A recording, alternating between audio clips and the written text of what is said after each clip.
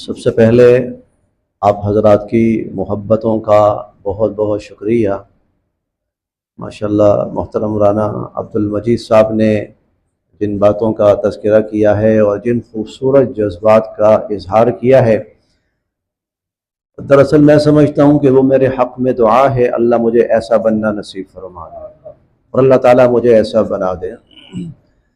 اور محترم سلیم سلیری صاحب ہیں اور تنویر اعجاز صاحب ہیں اور بقیہ جتنے بھی ساتھی ہیں، جس خلوص کا اور محبت کا مظاہرہ کیا ہے، اللہ پاک مجھے اس محبت کی لاج رکھنے کی توفیق نصیب فرمائے۔ دیکھیں، بڑا مشکل ہوتا ہے کوئی محبت کرے تو پھر اس کی محبت کو یاد رکھنا اور اس کی محبت کی لاج رکھنا، یہ بڑی بات ہوتی ہے۔ مجھے ایک واقعہ یاد آ گیا، چونکہ جس سرزمین سے آئے ہیں تو وہاں قدم قدم پر ایسی خوبصورت یادیں بکھری ہوئی ہیں۔ نبی کریم صلی اللہ علیہ وسلم جب طائف تشریف لے گئے تھے دعوت دینے کے لیے، تو وہاں پر انہوں نے بہت ہی ناروا سلوک کیا نبی کریم صلی اللہ علیہ وسلم کے ساتھ، اور کبھی شکوہ نہیں آیا حضور کی زبان پر، کبھی شکوہ نہیں آیا، کبھی بھی۔ لیکن یہ واحد طائف کا موقع تھا کہ حضور صلی اللہ علیہ وسلم کی زبان پہ شکوہ آ گیا تھا۔ اللہ مجھے کن کے حوالے کر دیا ہے، جنہوں نے میری جان کو اتنا سستا کر کے رکھ دیا ہے اور میرے خون کو اتنا سستا کر کے رکھ دیا ہے۔ اللہ تیرے ہی سامنے شکوہ کرتا ہوں، اللہم انی اشکو الیک بثی وحزن۔ حضور علیہ الصلوۃ والسلام نے اس موقع پر یہ الفاظ۔ پھر آپ کے لیے اس وقت صورتحال ایسی بن گئی تھی کہ آپ مکہ واپس نہیں آ سکتے تھے۔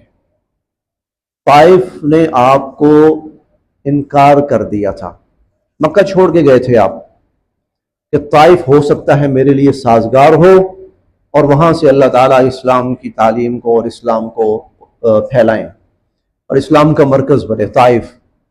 تو مکہ چھوڑ کر گئے اور طائف جو تھا اس نے انکار کر دیا۔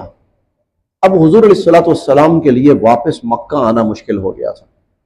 مکہ والوں کے لیے تو موج بن گئی کہ ٹھیک ہے جناب، طائف نے بھی ان کو نہیں قبول کیا، اب آئیں ہمارے پاس۔ اب حضور کو نظر آ رہا تھا کہ آگے حالات بہت مشکل ہیں۔ حضور علیہ الصلوۃ والسلام ایک کے پاس گئے، سردار کے پاس، بڑے شخص کے پاس، اگر تم مجھے اپنی امان میں اور پناہ میں لے کر مکہ لے جاؤ، کیونکہ کوئی بھی اگر حضور کو امان دے دیتا نا تو عرب والے بہرحال اس چیز کا لحاظ رکھتے تھے کہ فلاں نے امان دی ہے، اب ہم اس کو کچھ نہیں کہیں گے۔ ایک کو کہا، اس نے کہا جناب ایک بندے کی خاطر میں سارے عرب سے دشمنی مول نہیں لے سکتا، اس لیے معذرت۔ دوسرے کے پاس معذرت، جبیر بن مطعم، اس کے پاس حضور علیہ الصلوۃ والسلام گئے۔ وہ بڑا شریف النفس انسان بھی تھا، بڑا بہادر بھی تھا۔ حضور علیہ الصلوۃ والسلام نے اس سے کہا کہ اگر آپ مجھے اپنی امان میں لے کر مکہ لے جائیں تو میرے لیے آسانی ہو جائے گی اور میں مکہ میں جا سکوں گا اور واپس رہ سکوں گا۔ اس نے کہا ٹھیک ہے۔ نے کہا ہمارے دروازے پہ کوئی آئے تو خالی نہیں لٹاتے ہم۔ نے کہا ٹھیک ہے۔ بیٹوں سے کہا چلو بھائی سواریاں نکالو، اسلحہ نکالو اور تلواریں جو ہیں وہ نیام سے باہر نکالو، نیام کے اندر نہیں رکھنی، تلواریں ہاتھ میں پکڑو، گھوڑوں پہ سوار ہو، اور حضور علیہ الصلوۃ والسلام کو درمیان کے اندر سواری پر سوار کیا اور ارد گرد اس کے بیٹے ہیں اور آگے جبیر بن مطعم ہے۔ اس کیفیت کے ساتھ تلواروں کے سائے میں حضور مکہ تشریف لائے۔ خانہ کعبہ آئے، خانہ کعبہ میں آ کر اس نے پہلے طواف کیا، حجر اسود کو بوسہ دیا، اور پھر اس نے اپنے سواری پر بیٹھے بیٹھے اعلان کیا، اے فلاں اے فلاں اے فلاں، محمد کو میں نے پناہ دی ہے، میں نے امان دی ہے، اور خبردار اگر کسی نے ان کی طرف اب انگلی اٹھائی۔ خیر، حضور علیہ الصلوۃ والسلام اس کے بعد بخیر و عافیت اپنے گھر تشریف لے گئے۔ واپس چلا گیا جبیر بن مطعم۔ وقت گزرتا گیا، آپ ہجرت فرما کر مدینہ تشریف لے گئے۔ غزوہ بدر ہوا، 70 کفار قیدی بنے۔ حضور علیہ الصلوۃ والسلام نے فرمایا آج جبیر زندہ ہوتا اور وہ مجھے صرف اتنا کہتا کہ محمد ان کو چھوڑ دو، تو اس کے احسان کو اور اس کی محبت کو یاد رکھتے ہوئے میں سب کو چھوڑ دیتا ہوں۔ اسے کہتے ہیں کسی کی محبت کسی کی گئی نیکی اور کسی کے کیے گئے احسان کی لاج رکھنا۔ حالانکہ مشورہ ہو رہا تھا، بدر کے قیدی ہیں، کیا کرنا ہے ان کو؟ ایک رائے آئے قتل کر دیا جائے سب کو، دوسری رائے آئی کچھ فدیہ لے کر چھوڑ دیا جائے۔ یہ دو بڑی آرا تھی۔ حضور علیہ الصلوۃ والسلام نے اس موقع پہ فرمایا ادھر ایک رائے ہے فدیہ لیا جائے، ایک رائے ہے سب کو قتل کر دیا جائے۔ آج جبیر زندہ ہوتا مجھے کہتا سب کو چھوڑ دو، ایک پیسہ لیے سب بغیر سب کو چھوڑ دیتا۔ تو اللہ اس احسان کی جو محبت ہوتی ہے نا، اس کی لاج رکھنے کی توفیق نصیب فرمائے۔ یہ بڑی اہم چیز ہوتی ہے۔ یہ جس سفر پر جانا ہوا، انسان کی زندگی میں اس سے زیادہ بابرکت سفر کوئی نہیں ہوتا، اس سے زیادہ مبارک سفر کوئی نہیں ہوتا۔ اور حضور صلی اللہ علیہ وسلم تو خود فرماتے ہیں کہ 3 مساجد ایسی ہیں کہ جن کی طرف باقاعدہ سواری لے کر سوار ہو کر ارادہ کر کے جانا چاہیے۔ لا تشد الرحال الا الى 3 مساجد۔ ہم کہتے ہیں نا جی میں آج فلاں مسجد جا رہا ہوں، آج میرا پروگرام ہے، میں فلاں مسجد جاتا ہوں، بادشاہی مسجد جاتا ہوں، گرینڈ مسجد جاتا ہوں، فیصل مسجد جاتا ہوں۔ حضور علیہ الصلوۃ والسلام فرماتے ہیں 3 مساجد اس لائق ہیں کہ ارادہ کر کے باقاعدہ سوار ہو کر ان کی طرف جایا جائے۔ ان میں سے آپ نے فرمایا ایک مسجد حرام ہے، ایک مسجد نبوی ہے اور ایک مسجد اقصی ہے۔ اس کی تو ترغیب ہے کہ یہاں جاؤ، ارادہ کرو کہ وہاں جانا ہے۔ تو اس سے زیادہ مبارک انسان کی زندگی میں کوئی سفر نہیں ہو سکتا۔ تو پہلی بات تو میں یہ کہوں گا کہ جن لوگوں نے ابھی تک حج نہیں کیا تو حج کی رجسٹریشن شروع ہو رہی ہے، رجسٹریشن کروا لیں۔ یہ پہلی بات۔ اور میری یہ بات آپ کو سمجھ آئے گی وہاں جا کر، یہاں نہیں سمجھ آئے گی، یہاں نہیں سمجھ آئے گی، وہاں جا کر سمجھ آئے گی کہ واقعتاً، کیونکہ جو چیز وہاں ہے نا وہ یہاں نہیں ہے۔ جب وہ چیز یہاں نہیں ہے تو ہم اس چیز کی فیلنگ بھی یہاں پر نہیں محسوس کر سکتے۔ ہم وہ چیز حضور علیہ الصلوۃ والسلام کے روضہ اقدس پہ جب بندہ کھڑا ہوتا ہے، وہ جو احساسات ہوتے ہیں وہ یہاں میں کوئی سوچ نہیں سکتا۔ یہاں بندہ کہتا اچھا ٹھیک ہے جی سب کر لیں گے، کون سی جلدی پڑی ہے۔ وہاں جا کے کہتا ہے بہت دیر کر دی آتے آتے، یہاں تو بہت جلدی آنا چاہیے تھا۔ تو پہلی بات تو یہ ہے جو شخص ابھی تک حج پہ نہیں جا پایا، وہ جوان ہے، وہ نوجوان ہے، وہ ادھیڑ عمر ہے، وہ بزرگ ہے، وہ اس سال کا ارادہ کر لے۔ انشاءاللہ العزیز اس سال ہی حج کی کوشش کرنی ہے اور حج کی سعادت حاصل کرنی ہے۔ پہلی بات تو یہ ہے۔ اور یہ میری بات سمجھ وہاں جا کے آئے گی، یہاں نہیں آئے گی۔ یہاں اتنا سمجھ لیں کہ کوشش کرنی ہے وہاں جانے کی۔ اور دوسری بات یہ ہے خاص طور پر نوجوان، وہ جوانی میں حج کریں،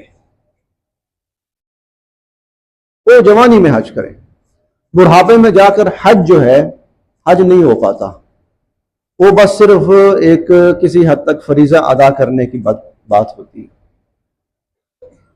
کیونکہ جب آپ کو 10-12 کلومیٹر ویسے ہی پیدل چلنا پڑ جاتا ہے اور موسم گرمی کا ہے اور رش ہے، تو 2 کلومیٹر کے بعد جا کر بڑی عمر کا جو شخص ہوگا نا، اس کی ہمت جواب دے جاتی ہے۔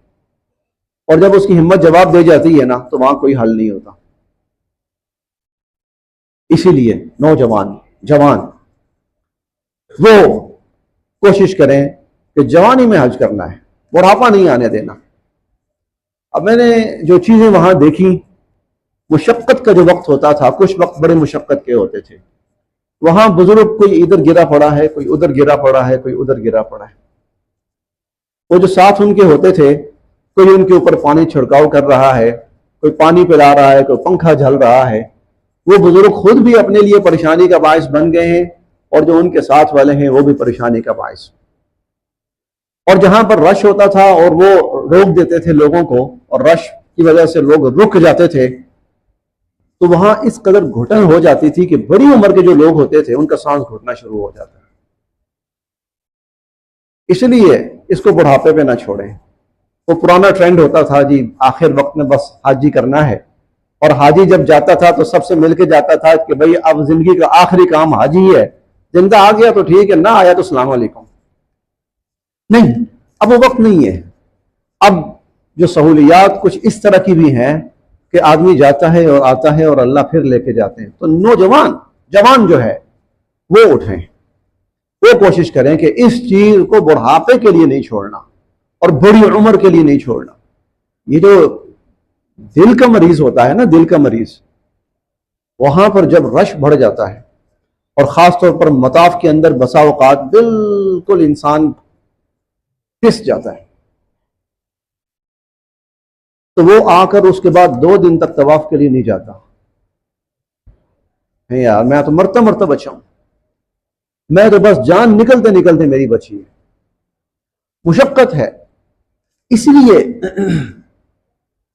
ایک بڑی عجیب بات ہے اس حج اور عمرہ کے لیے، اور یہ بات میں پھر کہوں گا کہ وہاں جا کے صحیح معنوں میں سمجھ آئے گی۔ ہم نماز کی نیت کرتے ہیں تو دل میں یہ ہوتا ہے 4 رکعت نماز، اور ظہر کی ہے یا عصر کی ہے، جماعت ہے اور پیچھے سے امام کے اللہ اکبر۔ روزے کی نیت کرتے ہیں تو کچھ الفاظ بھی ہمارے ہاں معروف ہیں، وَبِصَوْمِ غَدٍ نَوَيْتُ مِنْ شَهْرِ رمضان، کہ میں رمضان کے روزے کی نیت کر رہا ہوں۔ آپ زکوٰۃ دیتے ہیں تو زکوٰۃ آپ کسی کو بھی دے دیتے ہیں نیت۔ واحد حج اور عمرہ ہے جس کی نیت الگ ہے، اس کی نیت الگ ہے۔ اس کی نیت کیا ہے؟ عمرے کی نیت یہ ہے، اللہم انی ارید العمرہ، اللہ میں عمرے کی نیت کرتا ہوں، ارادہ کرتا ہوں، فیسرھا لی، اللہ آسان کر دے۔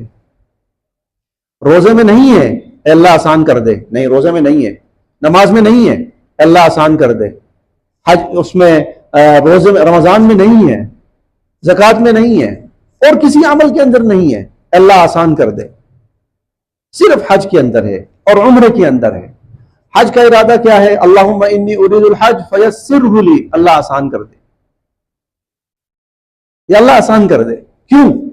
یہ جب آپ وہاں جائیں گے نا پھر آپ کو پتا چلے گا کہ بار بار بار بار آسانی کی دعا کیوں مانگی گئی، اس لیے کہ ایسی مشقت آ جاتی ہے بسا اوقات کہ انسان کی جان خطرے میں ہوتی ہے، اس لیے آسانی۔ 12 کلومیٹر آپ کو اچانک چلنا پڑ جاتا ہے، 15 کلومیٹر آپ کو اچانک چلنا پڑ جاتا ہے، گرمی کا موسم ہے، دوپہر کا وقت ہے، رش ہے، ازدحام ہے، کوئی سواری نہیں ہے، یہاں کیا ہے؟ اللہ آسان کر دے۔ شروع یہاں سے۔ آپ انشاءاللہ جب حج کی ٹریننگ شروع کریں گے نا، جب حج کے لیے جو بھی شخص جائے گا ٹریننگ شروع کرے گا، تو وہ حج کی ٹریننگ شروع ہی یہاں سے ہوتی ہے۔ فیسرہ لی اور فیسرھا لی، اللہ اس کو آسان فرما دیجئے، اللہ حج کو آسان کر دیں، اللہ عمرے کو آسان کر دیں۔ تو اور جو نوجوان ہیں ان کے اندر اتنا سٹیمنا بہرحال ہوتا ہے کہ وہ اس مشکل کو برداشت کر جاتے ہیں۔ اس مشکل کو، ہمارے ساتھ ایک بزرگ تھے، لاہور ہی کے تھے، ویسے بڑے باہمت تھے ماشاءاللہ، شاید ہم جو جوان ہوتے ہیں ان سے بھی زیادہ باہمت تھے وہ ویسے تو، لیکن بڑھاپا از خود ایک حقیقت ہے۔ بڑھاپے میں آدمی میں یکدم جب ہمت ہوتی ہے، تھوڑی دیر کے بعد وہ ہمت ختم ہو جاتی ہے۔ نوجوان کے اندر یہ ہوتا ہے کہ تھوڑی دیر نہیں، بہت دیر تک اس کی ہمت برقرار رہتی ہے۔ اب جب 11 ذی الحج ہے اور رمی کا دوسرا دن ہے، اب ہم نے پہلے طواف زیارت کیا، اور اس کے بعد پھر اس دن سواری کا بڑا مسئلہ تھا، کہیں کوئی سواری دستیاب نہیں تھی، اور دوپہر کا وقت ہے، اور رمی کا وقت شروع ہوتا ہے زوال کے بعد، ظہر کا وقت جب شروع ہوتا ہے 12:15۔ اب ادھر جمعہ پڑا ہے اور نہیں، ادھر طواف زیارت کیا ہے، وہ طواف زیارت بھی عمرہ ہی ہے تقریباً، صرف اس میں احرام نہیں ہوتا، طواف زیارت کے اندر صرف احرام نہیں ہوتا، باقی اس کے اندر وہی طواف ہے اور طواف کے نوافل ہیں اور سعی ہے، یہ سب کچھ ہے، اور البتہ اس کے اندر یہ کہ احرام نہیں ہوتا، سادہ کپڑوں کے اندر بھی وہ عمرہ یا طواف آپ کہنے وہ آدمی کر سکتا ہے۔ اب یہ طواف زیارت کر کے ایک طرح کا عمرہ کر کے اب جب رمی کے لیے گئے ہیں وہاں پر، تو چل چل کے گرمی کی وجہ سے وہ بزرگ جواب دے گئے، کہتے رہے مجھے کچھ ہو رہا ہے، میری نا طبیعت خراب ہو رہی ہے، میرا سر پھٹ رہا ہے، ہم اس کو کسی نہ کسی طرح لے کر چلتے رہے، اور جب ہم جمرات کے لیے وہ جو پل بنائے ہیں اب وہاں پر جب پہنچے ہیں گر پڑے۔ اب ہم رکے ہوئے ہیں، پانی ڈال رہے ہیں کبھی ان کے اوپر، کبھی وہ کپڑا لے کر گیلا کپڑا ان کے سر پہ رکھ رہے ہیں، کبھی وہ پنکھا جل رہے ہیں ان کو، لیکن وہ بالکل بے حس سے ہو۔ تقریباً آدھا پونا گھنٹہ ان کے ساتھ اس طرح لگایا، پھر ان کو دو آدمیوں نے پکڑا، بڑی مشکل سے لے کر اتنا چلے جتنا یہ مین روڈ آتا ہے، پھر گر پڑے۔ خیر پھر تھوڑی دیر گزاری، پھر ان کو کہا یہ جمرہ سامنے ہے، یہ دیکھیں۔ اب 3-4 دفعہ میں نے کہا یہ کنکری پکڑیں اور اٹھ کے ماریں، میرا یہ تھا کہ چلو تھوڑی سی ان کو ہمت آ جائے۔ تو 4-5 دفعہ جب میں نے کہا تو انہوں نے آنکھیں کھولی، جب انہوں نے دیکھا سامنے ہے تو پھر ہمت کر کے وہ اٹھے۔ تو جوانی میں جائے، اس لیے حضور علیہ الصلوۃ والسلام نے فرمایا نا کہ وہ 7 قسم کے لوگ ایسے ہوں گے جن کو اللہ اپنے عرش کا سایہ نصیب فرمائیں گے قیامت کے دن، جب اللہ کے عرش کے سائے کے سوا کوئی سایہ نہیں ہوگا۔ آپ نے فرمایا ان میں پہلا ایک شخص وہ ہے وَشَابٌ نَشَأَ فِي عِبَادَةِ رَبِّهِ، وہ جوان جو جوانی میں اللہ کی عبادت کرتا رہا۔ حج جوانی کا ہے، بڑھاپے میں تو مجبوری ہے کہ اب کرنا ہی ہے، کیا کریں، آخری وقت ہے۔ اصل جو عبادت کا وقت ہے، حج کی عبادت کا خاص طور پر، وہ جوانی ہے۔ اب بڑھاپے میں کئی لوگوں کو دیکھا ویل چیئر پہ حج ہو رہا ہے، ٹھیک ہے اللہ قبول فرما لیں گے، اس میں کوئی شک نہیں ہے، لیکن ایک شخص کرسی پر بیٹھ کر اور دوسروں کے سہارے پر حج کر رہا ہے، وہ مزہ نہیں رہے گا، وہ مزہ نہیں رہے گا۔ وہ چلنے پر اللہ کی جو رحمتیں اترتی ہیں نا، چلنے پر، وہ ظاہر کرسی پر پھر سا کم ہو جائیں گے نسبتاً، محروم کوئی نہیں رہتا انشاءاللہ۔ لیکن ایک شخص کے سہارے، 2 شخص کے سہارے، گاڑی کے سہارے اگر آدمی کوئی عمل کرتا ہے تو وہ عمل پھر اپنی پوری روح کے ساتھ وہ ادا نہیں ہوتا۔ اسی لیے جو نوجوان ہیں، جوان ہیں، کوشش کریں کہ پہلی فرصت کے اندر وہ حج کی کوشش کریں۔ اب اس میں ہمارے ہاں جو ایک چیز سامنے آتی ہے نا جناب، 12 لاکھ 15 لاکھ 18 لاکھ، پرائیویٹ ہے تو 20 22 24 25 تک چلا جائے گا، کہاں سے آئے گا اتنا پیسہ؟ انسان ہے، بہرحال ہم ذہن میں آ جاتی ہے یہ بات۔ میں وہ بات کرنے لگا ہوں جو جس سے گزر کے آیا ہوں۔ ایک ہوتا ہے ممبر پر بیٹھ کر کوئی بڑی بات کر جانا، ایک ہے جس سے آدمی تجرباتی طور پر گزر کے آتا ہے، وہ یہ کہ یہ میرے اور آپ کے بس سے نہیں ہونے والا۔ بندے کو اللہ صرف دیکھتے ہیں کہ اس کے اندر کڑن کتنی ہے، اس کا ارادہ کتنا ہے، اللہ تعالیٰ صرف یہ دیکھتے ہیں۔ اور جب اللہ یہ دیکھتے ہیں کہ اس کے اندر واقعتاً کڑن ہے میرے گھر آنے کی، اور واقعتاً اس کے اندر چاہت ہے، واقعتاً چاہت ہے اس کے اندر آنے کی، تو پھر وہ واقعہ آپ نے سنا ہوگا، اور میں نے یہ واقعات 3-4 سنے ہیں ملتے جلتے۔ ان میں سے ایک واقعہ تو جو مولانا طارق جمیل صاحب بھی اکثر بیان کرتے ہیں، اور ایک واقعہ جو حج پہ ہمارے ایک ساتھی نے بتایا تھا۔ ایک شخص جس کا کام تھا یہاں پر وہ چھوٹی سی ریڑھی لگاتا تھا اور کیلے بیچتا تھا۔ تو اب ایسے شخص کے بارے میں ہمارا تصور یہ ہوتا ہے کہ اس غریب کو رات کو روٹی کیسے پوری ہوتی ہوگی؟ بجلی کا بل تو آپ چھوڑ دیں نا، مکان کا کرایہ تو آپ چھوڑ دیں۔ ہمارا پہلا تصور یہ ہوتا ہے کہ اس غریب کو یہ 4 کیلے بیچ کے یہ رات کو روٹی بھی اپنے بچوں کو کیسے کھلائے گا؟ اب وہ شخص پہنچا ہوا ہے حج کے اوپر، ایک شخص نے اس کو دیکھا، اس نے کہا تم وہی ہو جو کیلے بیچتے ہو؟ اس نے کہا کہ میں وہی ہوں۔ تم یہاں پر کیسے، کیلے بیچنے والا؟ اس نے کہا کیلے میں بیچتا ہوں، میرا رب نہیں بیچتا، میں نہیں آیا، میرا رب مجھے یہاں لایا، میں نہیں کیلے میں بیچتا ہوں، میرا رب نہیں بیچتا۔ یہ یاد رکھیے گا کہ میں تجرباتی طور پہ میں خود اس مرحلے سے گزر کے آیا ہوں کہ اس کا تعلق پیسوں سے بہت کم ہے،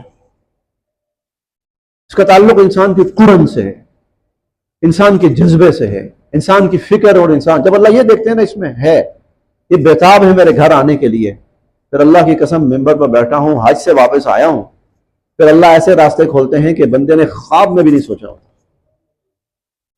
اسی لیے یہ پورشن اس کو تھوڑا سا کسی حد تک سائڈ پہ کر دیں۔ اللہ تعالیٰ ایسے راستے بناتے ہیں، اور پھر آدمی یہ سوچتا ہے کہ اتنے دن مجھے وہاں رہنا پڑے گا، اور پیچھے یہ کام اور وہ کام، تو میں ہو کے آیا ہوں۔ کوئی چیز نہیں خراب، کوئی چیز ڈسٹرب نہیں ہوئی. حالانکہ میں تو جمعہ بھی پڑھاتا تھا یہاں پر، نمازیں بھی پڑھاتا تھا، وہ بھی سلسلے سارے، گھر کے سلسلے، مسجد کے، مدرسے کے، گھر کے، ذاتی، سارے سلسلے جن کے توں چل رہے ہیں الحمدللہ. اور کئی اور ایسے لوگ جو انتہائی مصروف ترین ہوتے تھے چھوڑ کر آئے ہیں اور حج کیا ہے اور واپس گئے ہیں، اور سارے معمولات جو کہ توں چل رہے ہیں، کوئی فرق نہیں پڑتا. نہ وقت نہ پیسہ، یہ چیزیں معنی نہیں رکھتی ہیں. ہاں انسان کی فکر، انسان کی کڑن، اس کی خواہش، وہ معنی رکھتی ہے. جب یہ ہوتی ہے اللہ راستہ کھول دیتے ہیں. تو سب ساتھی سب سے پہلے ارادہ کریں، جو نہیں جا سکے خصوصاً وہ، یا اللہ انشاءاللہ اس سال ہمارا حج کا ارادہ ہے. میں نے پچھلے سال جب ارادہ کیا تو میں نے ایک ساتھی نے کہا رجسٹریشن کروا لیں. رجسٹریشن کا کیا ہے؟ اگر تو ممکن ہوا تو جب قسط کی باری آئی تو پیسے جمع کروا دیجئے گا، اور نہ ہوئی تو کوئی بات نہیں، پھر صحیح. میں نے رجسٹریشن کروا لی. اب جب رجسٹریشن ہو گئی تو میں نے کہا بھائی اس کا مطلب یہ ہے کہ اللہ پاک خود چاہ رہے ہیں کہ دروازہ کھلے، ورنہ نہ ہوتی. پہلی قسط کی باری آئی تو تھوڑا سا میں پریشان تو ہوا تھوڑا سا، لیکن اللہ پاک نے ایسے غیب سے فیصلے کیے اور راستے کھولے کہ پہلی قسط ادا ہو گئی. جب پہلی ادا ہو گئی میں نے کہا دوسری تو ادا کرنی ہے، دوسری تو کرنی ہے، ورنہ پہلی بھی گئی، وہ دوسری بھی ادا ہو گئی الحمدللہ.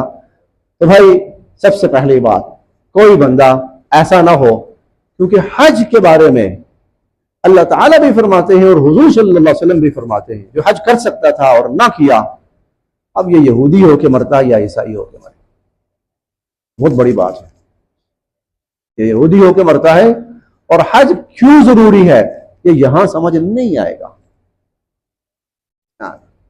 جب آپ وہاں پہنچیں گے، اللہ کے گھر کے سامنے کھڑے ہوں گے، آپ کی پیشانی مطاف کی صحن کے اور مطاف کی سجدے کی جگہ کے اوپر آپ کی پیشانی ہوگی، اور جب آپ حجر اسود کو استلام کر رہے ہوں گے اور جب آپ تلبیہ پڑھ رہے ہوں گے، اس وقت جو آپ کے دل پر جو چیز اترے گی نا، وہ آپ کو بتائے گی کہ حج کیوں ضروری ہے. اللہ میرے اور آپ سب کے لیے عمل کی راہیں آسان کرے.